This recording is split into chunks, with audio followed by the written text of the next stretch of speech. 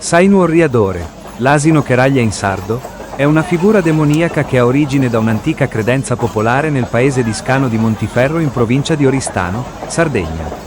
Rappresenta un'antica credenza popolare caduta nel dimenticatoio sociale per molto tempo, la quale è stata riportata alla luce negli anni 90 dal fondatore dell'associazione stessa che, insieme ad altri cultori delle tradizioni popolari locali, ha costituito un'associazione culturale omonima.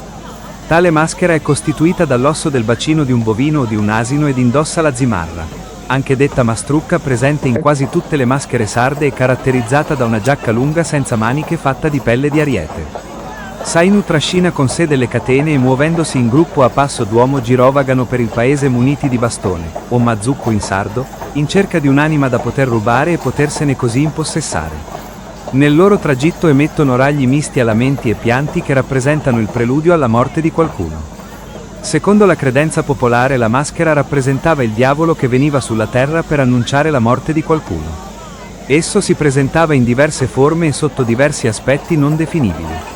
In alcune occasioni, non precisate sempre secondo la leggenda, assumeva le sembianze di un asino o di un cane bianco, con le zampe d'asino se era cane e di gallo se asino. Alcuni dicono che si presentasse anche sotto forma di vitello nero con i cuccioli vicini, ed infine anche sotto forma di asino.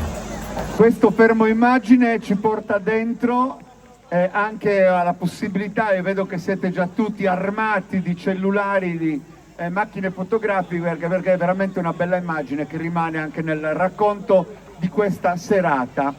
Sacarruga è la maschera facciale che loro indossano. Però mi piacerebbe una testimonianza, adesso non vi riconosco più, eccoci qua, perché se mi fate passare un secondo sarebbe bello, insomma, che cosa rappresentate con Sainu Orriadore?